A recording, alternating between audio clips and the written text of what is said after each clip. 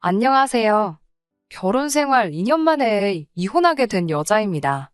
저라고 잘한 건 없지만 그래도 사연 들으시는 분들이 저 대신에 그 사람들 욕 좀 시원하게 한번 해주신다면 제 마음이라도 혹시 조금이나마 후련해질까 싶어서 이렇게 사연 한번 적어봅니다. 저한테는 오빠가 한 명 있어요. 34인데 아직도 장가를 못 간 오빠예요. 어려서부터 아들 소중히 하는 집안 분위기에 저는 사실 오빠랑은 사이가 썩 좋지 못했어요. 집안 형편이 어려운 상황인데도 하고 싶은 공부 다 해가며 집안의 지원을 싹 다 몰아받는 오빠가 마음에 안 들었거든요. 학교 공부만 충실히 해도 좋은 대학 갈 수 있다는 말들이 무색하게 저는 학창시절에 그렇게 공부를 잘하는 편이 아니었어요. 나름 최선을 다해 공부했지만 서울에 있는 대학교는 꿈도 꿀 수 없었고 그나마도 합격한 지방국립대는 문턱도 밟아보지 못했습니다. 그런 대학 나와서 뭐에 쓰냐고 헛돈쓸바에 돈이나 벌라는 부모님 덕분에 말이지요. 그래서 근처에 있는 전문대에 들어가게 되었고 졸업하고부터 근처에 있는 평범한 중소기업에 들어가서 격리일을 하게 되었습니다. 아무튼 제가 취직을 하고 나서 우연찮게 남편과 만나게 되었습니다. 홀어머니 밑에서 자라온 남편도 집안 형편 때문에 대학을 가지 못한 상황이었지만 그래도 저처럼 어찌어찌 그 환경 이겨내고 열심히 사는 사람처럼 보였습니다. 중고차 영업소에서 영업사원을 하던 남편과 저는 연애를 하게 되었고 별다른 문제 없이 만남을 이어오다가 결혼을 하게 되었습니다. 결혼 이야기가 오가면서 시어머니께서 아들 장가갈 때를 위해 평생을 아끼고 모아온 돈이라고 하시면서 8천만 원이 든 통장을 건네주셨습니다. 시어머니는 참 기품 있어 보였고 아들 자식이라고 하나 있는데 여태껏 공부 못 시켜준 게 한이라며 돌이켜보니 이 돈을 아들한테 투자했으면 좋았을 걸 이제 와서 생각해보니 후회만 남는다고 하시더라고요. 이제 와서 후회해봐야 늦었고 내 가진 거 전부 털어서라도 앞으로 아들 인생 행복하게 해주고 싶다며 자기는 혼자 알아서 살 길을 찾을 테니 이 돈은 신혼집구 하는데 보태라고 하시더군요. 시어머니는 참 좋은 분 같았습니다. 그때는 이게 다 연기라는 걸 당연히 생각해본 적이 없었지요. 지방 중소도시인지라 제가 모아놓은 돈 전 남편이 모아놓은 돈에서 근처에 있는 재개발 소식이 있는 적당한 아파트를 구할 수 있었는데 전 남편은 그 집에는 들어가기 싫다고 하더라고요. 한동안은 맞벌이를 할 생각이 있었기 때문에 삐까번쩍한 집이 필요하지 않았는데 전 남편은 영업사원인 자기를 보는 눈이 많고 후배 양성도 해야 하기 때문에 허덕이며 사는 듯하게 보이면 이 바닥에서 올라오기 힘들다는 말을 꺼내며 신축 아파트에 살아야 한다며 노래를 부르더라고요. 그건 조금 아니지 않냐고 반대를 했는데 남편 말이 자기 수입은 자기가 파는 차 대수와 직접적인 연관이 있기 때문에 영업사원으로 성공하려면 남들에게 보이는 게 더 중요하다고 저를 설득하더라고요.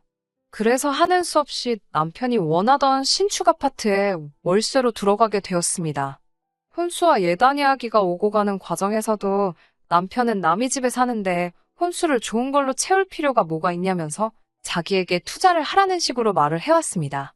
연식이 된 중고차지만 외제차부터 남편이 입을 정장에 명품 시계까지 하니 제가 모은 돈 가지고는 아무리 혼수를 적당한 걸로 구한다고 할지라도 한참 모자라더라고요. 친정 부모님께 손 벌리기 싫었지만 이야기를 하지 않을 수 없었습니다. 그때쯤 오빠도 좋은 직장에 취직이 된 터라 웬일로 부모님께서 여태 희생만 해오고 고생했는데 결혼만큼은 모자라게 하지 말라고 하시며 2천만 원을 선뜻 지원해 주셨고요. 그런데 그러던 와중에 또 오빠와의 마찰이 있었습니다. 오빠는 일단 첫째인 자기를 두고 제가 먼저 결혼하게 된다는 사실부터 못마땅하게 생각하는 듯 보였고 오빠 입장에서는 자기가 장가갈 때도 부모님 지원을 받아야 하는데 사람 일이 어떻게 될지 모른다고 저한테 목돈이 들어갔을 때 만에 하나 자기가 지원을 받을 때 조금 모자랄 수도 있지 않겠냐는 말도 안 되는 이유로 반대를 해왔습니다. 오빠와는 한참을 싸웠죠. 당장 제가 결혼을 한 해 만에 하는 상황에서 아들이라는 이유 하나만으로 그동안 집안의 지원이란 지원은 싹 다 받아왔으면서 끝까지 양보 못하는 모습이 너무 화가 나더라고요. 그래도 이번만큼은 부모님이 제 편을 들어주셨습니다.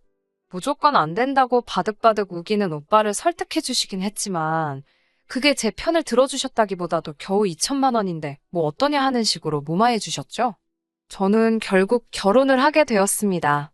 오빠는 제 결혼식에조차 오지 않았고요. 아무튼 그렇게 어찌저찌 결혼식을 올리고 저는 전 남편과 살게 되었습니다.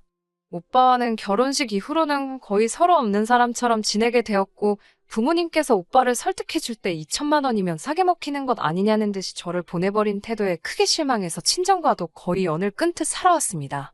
명절이나 어버이날, 생신날에도 제가 일이 바쁘다는 핑계로 결혼한 내내 찾아뵌 적 한 번도 없었습니다.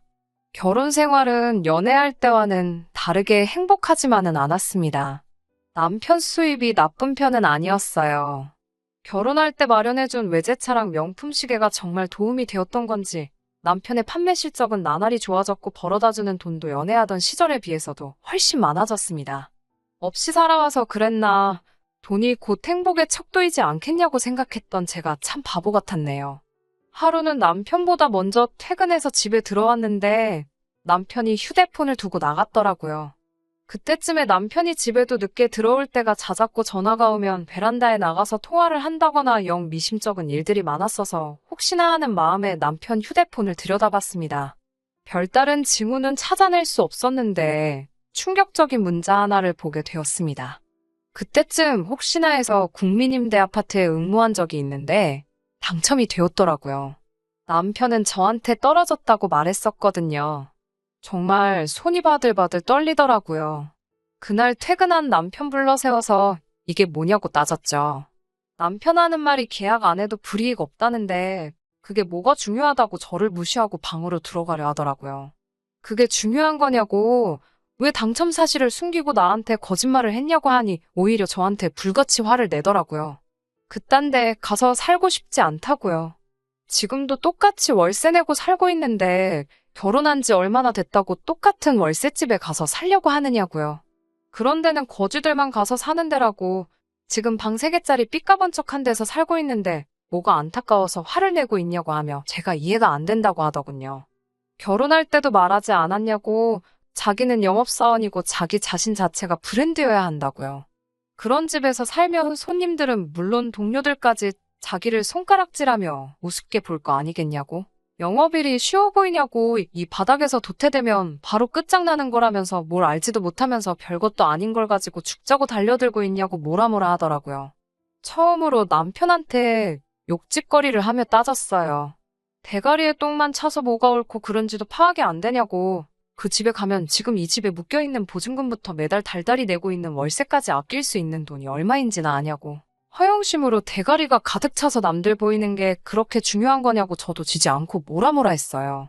남편 말이 100% 틀렸다고 볼 순 없지만 보증금으로 묶여있는 돈도 적은 돈이 아닌데다가 임대주택에 간다고 해도 말 그대로 임대이기 때문에 거기서 보증금 아끼고 월세 혜택 받으면서 저희는 그대로 무주택자로 있는 거기 때문에 돈이 충분히 더 모인 시점에 새로 청약을 응모할 수 있는데, 그러면 그때 가서는 이런 브랜드 아파트 월세가 아니라 자가로 살게 될 수도 있는 상황인데 당장 아파트 브랜드가 마음에 안 든다는 이유로 저도 어떻게든 돈 한 푼 더 벌어보겠다고 바득바득 회사 나가면서 일하고 세탁기도 좀 더 크고 좋은 걸로 바꾸고 싶은데도 참고 살고 있는 상황인데 남들이 자기 어떻게 보는지가 더 중요하다고 우겨대는 꼬라지를 보니까 용서가 되지 않더라고요. 남편은 제 말 딱 잘라서 끊고 됐고, 따지고 보면 다 잘된 일이라고 억지로 거지속으로 들어가서 살려는 제가 이해가 안 된다고 말을 하더라고요. 오히려 자기 때문에 이사비용 굳었으니 돈 번 거라고 하면서 어차피 지나간 거 되돌릴 수도 없는데 이걸 가지고 자꾸 말 꺼내서 뭐 하겠냐며. 더 말하면 자기도 가만히 있지 않겠다고 성질을 부리고 방으로 들어가더군요. 정말 제 속이 시꺼멓게 타들어가는 것 같았습니다. 어떻게 한 방 먹여주고 싶었는데 방법이 없더라고요. 그동안도 사소한 일로 다투는 일이 있었으면 그날 저녁을 일부러 맵게 하거나 했었거든요. 이 인간이 매운 걸 하나도 못 먹어서요. 저도 맵게 먹어서 땀 한 번 뻘뻘 흘리고 그걸로 스트레스 한 번 풀거나 하는 식이었는데 이렇게 사소하게 복수한다고 풀릴 화가 아니라는 건 누구보다 제가 더 잘 알고 있었습니다. 어떻게 이러지도 못하고 저러지도 못하고 그 뒤로부터는 남편과는 벙어리 냉가슴 앓듯이 냉전 상태로 있었어요. 남편이 먼저 화해의 제스처를 취하기는 했지만 제가 받아주지 않았습니다. 남편 말대로 이미 엎질러진 물인데 지난 일 가지고 제가 너무 오래 끄나. 내가 이렇게 속이 좁은 사람이었나 하는 생각도 들었지만 이번에 확실히 짚고 넘어가지 않으면 앞으로도 이 멍청한 사람이 저 없이 또 말도 안 되는 결정을 내리지 않을까 하는 우려에 쉽게 받아주지 않고 있었어요. 매번 먼저 화해하자고 나서던 남편을 계속 무시하니 남편도 더 이상 저한테 화를 풀기 위해 나서는 일은 없었고, 그렇게 서로 신경만 곤두세워가며 하루하루 보내던 어느 날이었습니다. 남편이 저에게는 말도 없이 집에 시어머니를 모시고 오더라고요. 시어머니가 저희 집에서 가까운 곳에 살기는 하셨지만 그동안 교류는 따로 없었거든요. 그러니 여기서 갑자기 시어머니의 등장은 의외라고 생각했습니다. 시어머니께서는 저희가 자주 찾아오는 것마저도 불편해 하시던 분이었거든요. 신혼부부인데 둘이서 알콩달콩 재미지게 사는 게 최고지 않겠냐며, 괜히 자기한테 신경 쓰다가 며느리가 부담감 느끼면 그 영향이 아들한테 바로 간다고 하시며 거리를 두시던 분이었거든요. 거기에 제가 친정부모님과 틀어진 상황을 알고 계셔서 그런지 너무 시댁에만 목매다는 것도 불공평하지 않냐며 온갖 쿨한 척은 다 하시며 스스로 깨어있는 시어머니 흉내내시던 분이었어요.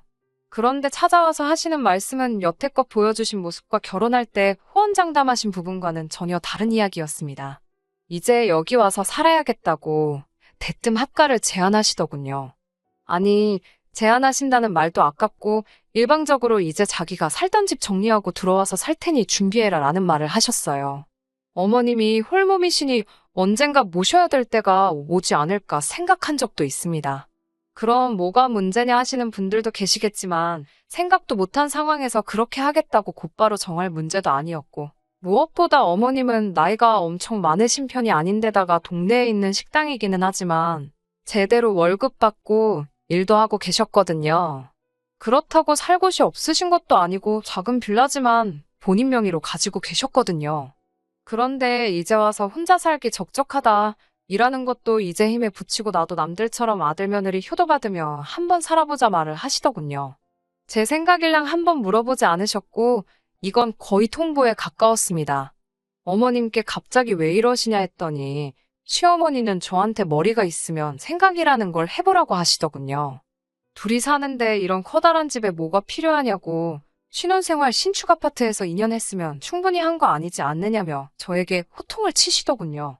그러면서 저를 나무란다고 하는 말이 요즘 젊은 애들은 무슨 생각을 하면서 사는지 모르겠다고 저보고 씀씀이가 너무 해픈 것 아니냐 뭐라 하시더라고요. 결혼 전에 온갖 가지 똘망똘망한 척은 다 해서 믿고 맡겼더니 우리 아들이 사람들 비윗장 맞추며 힘들게 벌어온 돈 허투루 써대면서 거덜내고 있는 것 같다며, 본인이 합가를 하고 나면 우리들 돈 관리도 직접 해주시겠다며 그렇게 알라고 하시더라고요.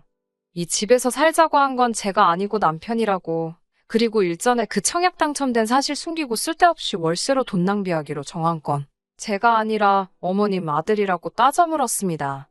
남편이라는 놈이 중간에서 말을 어떻게 전한 건지는 모르겠지만 아무래도 그날 사건을 이유로 저한테 앙심을 품고 시어머니에게 없는 말을 지어내서 전한 것처럼 보였습니다.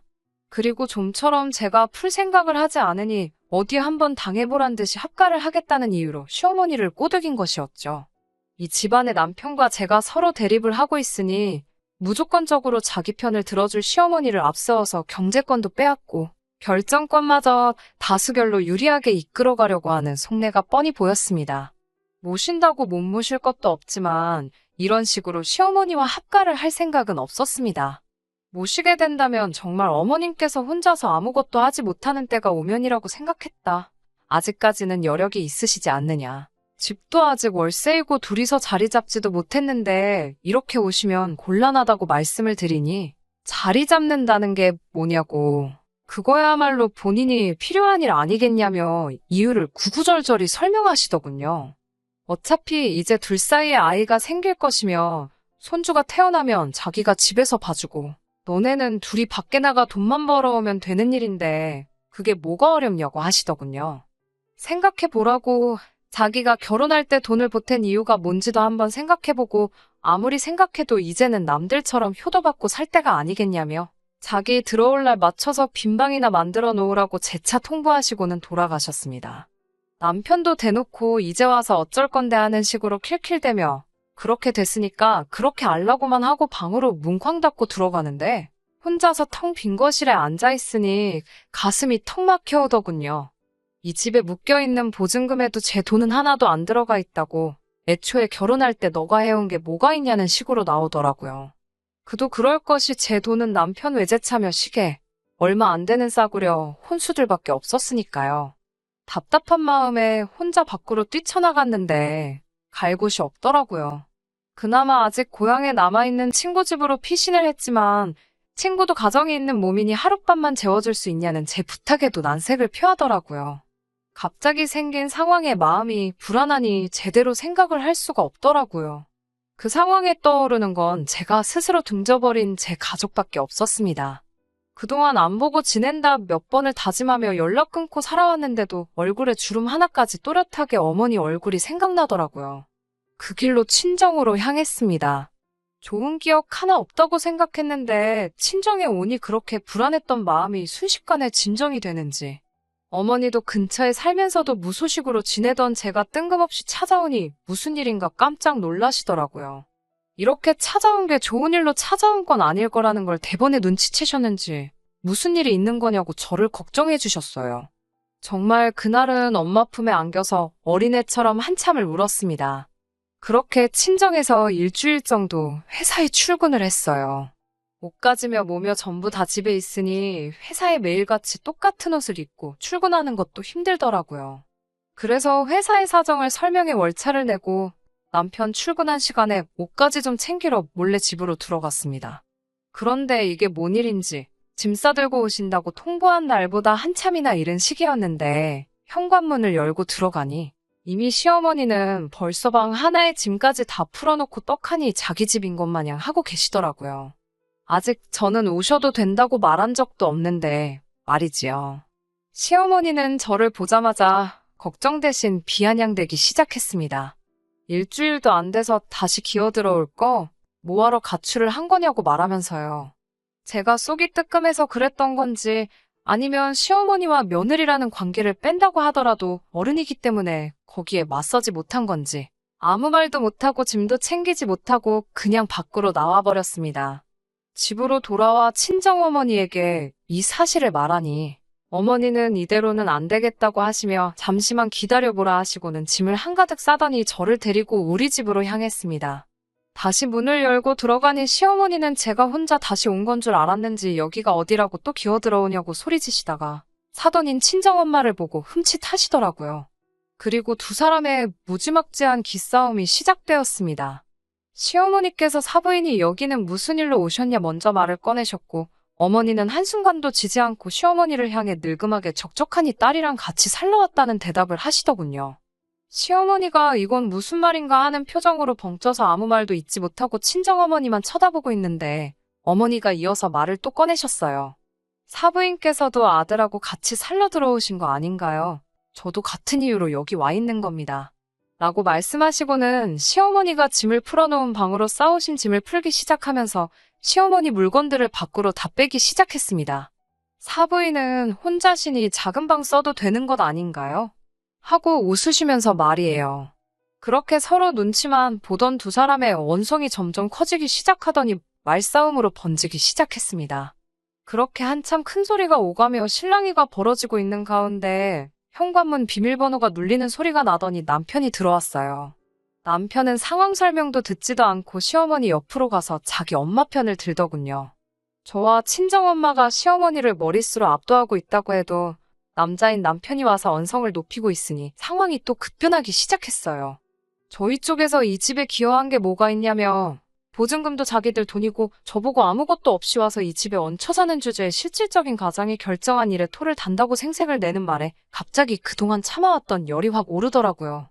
저는 그 길로 옷방으로 쓰고 있던 작은 방으로 달려갔어요. 그리고 제가 결혼할 때 해준 명품 시계를 꺼내 바닥으로 던져서 아주 개박살을 내버렸습니다. 정장도 홀랑 꺼내서 가위로 다 잘라버렸어요. 따라 들어온 남편이 박살난 시계를 보더니 제 멱살을 잡더군요.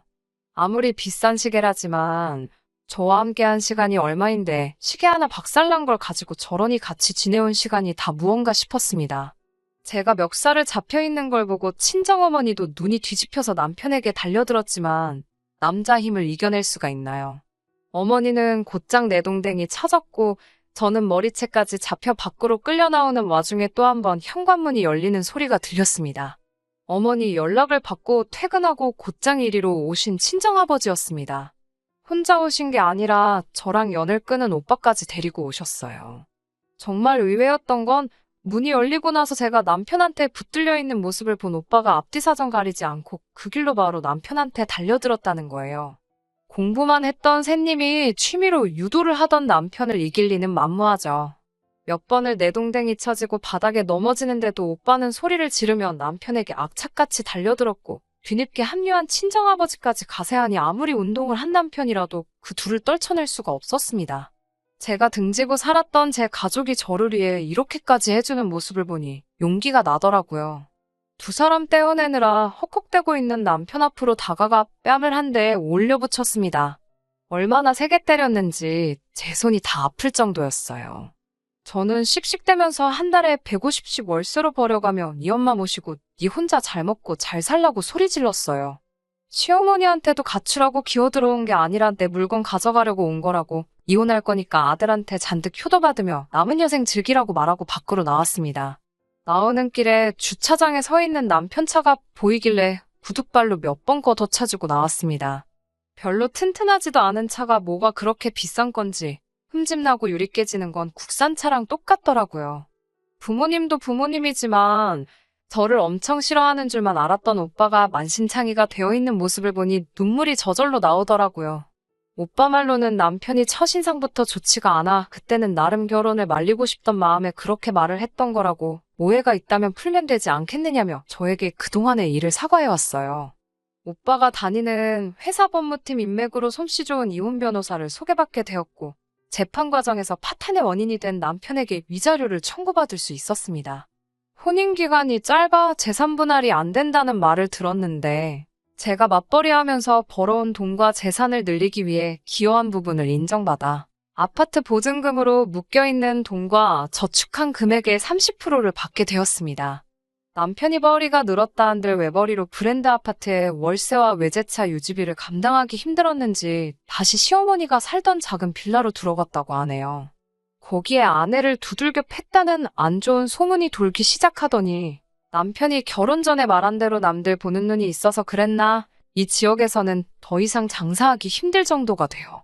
결국 시어머니 혼자 살던 작은 빌라까지 정리해서 더 작은 지방으로 이사를 가게 되었다는 소식까지 들었습니다. 정말 바람만 조금 불어도 날아갈 것 같은 새님인 오빠가 남편에게 달려들었던 생각을 하면 아직도 고맙기도 하고 웃음도 나고 하네요. 남편은 말 그대로 남의 편이었을 뿐이고 오직 제 편을 들어주는 건 아무리 미워도 제 가족밖에 없다는 생각이 듭니다. 저도 아픈 과거 딛고 일어나 얼마 전에 새로운 직장을 구하게 되었고 이제 가족들과 함께 새로운 출발을 준비하고 있습니다. 댓글로라도 제 전남편 욕이라도 한번 시원하게 해주시고 앞으로 저한테도 좋은 일과 좋은 만남이 있기를 바라주신다면 참 감사하겠습니다. 이만 사연 마치도록 하겠습니다. 끝까지 들어주셔서 감사합니다. 오늘의 사연은 여기까지입니다. 구독과 좋아요, 알람 설정 부탁드리고 더 좋은 사연으로 다시 찾아뵙겠습니다. 감사합니다.